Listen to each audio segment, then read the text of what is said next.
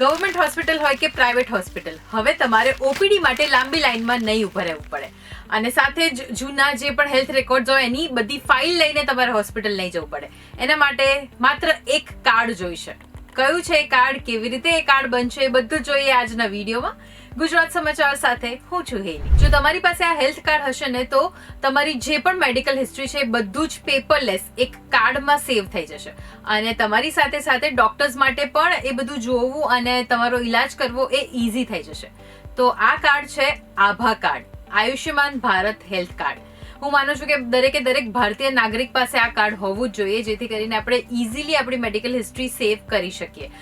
Time જતાં આપણે ભૂલી પણ જતા હોઈએ છીએ કે અમુક રિપોર્ટ્સ ક્યાં છે, કયા રિપોર્ટ્સ કઢાવ્યા હતા, પણ અહીંયા A to Z વસ્તુની ડિટેલ મેન્ટેન રહેશે.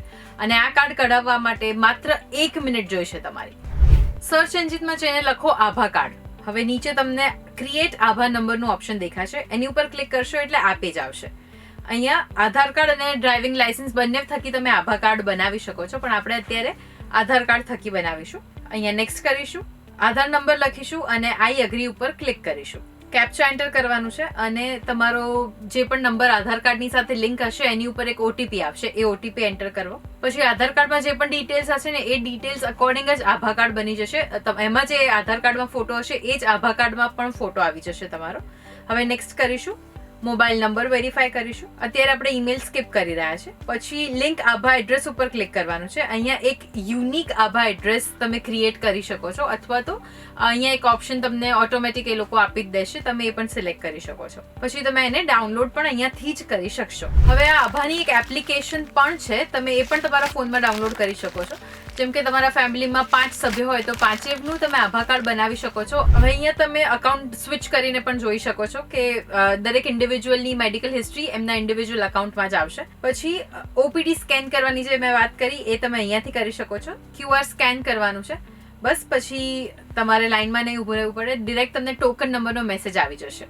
અને આભા કાર્ડ તમે અહીંયાથી પણ ડાઉનલોડ કરી શકો છો. બસ તમારે અહીંયા ડાઉનલોડ ઉપર ક્લિક કરવાનું છે અને એક ડિજિટલ કોપી તમને અહીંયા મળી જશે.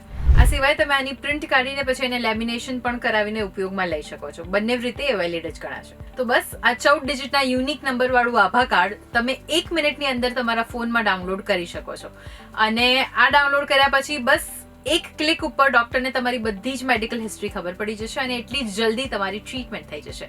સો આઈ હોપ કે આજનો આ વિડીયો તમારા માટે બહુ જ ઇન્ફોર્મેટિવ રહ્યો હશે અને બીજા તમારા ફેમિલી અને ફ્રેન્ડ્સને પણ કહી દેજો કે આવી રીતના આભા કાર્ડ એ લોકો પણ ડાઉનલોડ કરીને રાખે, જેથી કરીને ક્યારે પણ એકદમ ઇમરજન્સીમાં પણ જરૂર પડે તો એમની પાસે એમની હેલ્થ હિસ્ટ્રીનો રેકોર્ડ મેન્ટેન હોય.